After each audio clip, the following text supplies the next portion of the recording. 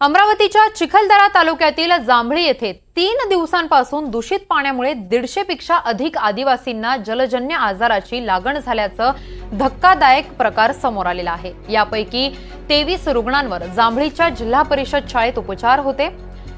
गावातील तिघांचा मृत्यू अतिसाराने झाल्याची शक्यता वर्तवण्यात येते। जांभळीत गेल्या 21 दिवसात विविध आजारांनी 5 वयोवृद्धांसह एकूण 8 जणांचा मृत्यू झाल्यानं आदिवासी नागरिकांमध्ये दहशत पसरलेली आहे। या संदर्भात अधिकची माहिती देत आहेत आमचे प्रतिनिधी शुभम बायस्कार। शुभम, अमरावतीच्या चिखलदरा तालुक्यात 3 दिवसांपासून दूषित पाण्यामुळे जवळपास 150च्या आसपास लोक आजारी पडलेले आहेत आणि अनेकांचा मृत्यू देखील झाला आहे। नेमकं काय घडलंय आणि डॉक्टरांनी काय सांगितलंय? किरण, चिखलदरा तालुक्यात जे जांभली गाव आहे त्या जांभली गावात जे आहे ते सध्या कीटकजन्य आजारांचं थैमान वाढल्याचं पाहायला मिळते आहे। जांभली गावामध्ये उच्चपदस्थ वैद्यकीय अधिकारी असतील, एमपीडब्ल्यू असतील आदींच्या पथकानं जे काय आहे ते जिल्हा परिषदे शाळेत अस्थायी स्वरूपाचा दवाखाना उभारलाय। या दवाखान्यात जे अतिसारानं बाधित रुग्ण आहेत किंवा कीटकजन्य आजाराशी संबंधित रुग्ण आहेत त्यांना दाखल करण्यात आलेला आहे।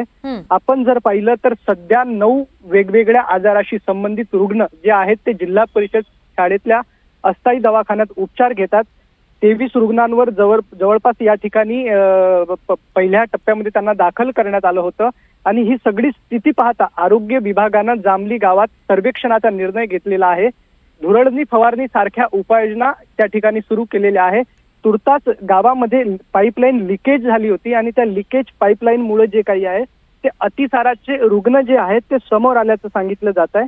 21 दिवसात दगावलेल्या 8 पैकी 3 रुग्ण जे आहेत ते ओकारी आणि पोटदुखीने मृत्यू झाल्याचा प्राथमिक अहवाल जो आहे तो आरोग्य विभागाने दिलेला आहे आणि सध्या जे आहेत 23 रुग्ण जे आहेत ते उपचार घेत आहेत। आपण जर पाहिलं तर गडचिरोलीत ज्याप्रमाणे आरोग्य व्यवस्थेचं भीषण चित्रण समोर आलं होतं त्याच पार्श्वभूमीवर सध्या आपण जर पाहिलं तर अतिशय गंभीर आणि मेळघाटातलं वास्तव सांगणारी छायाचित्र समोर आलेली आहेत।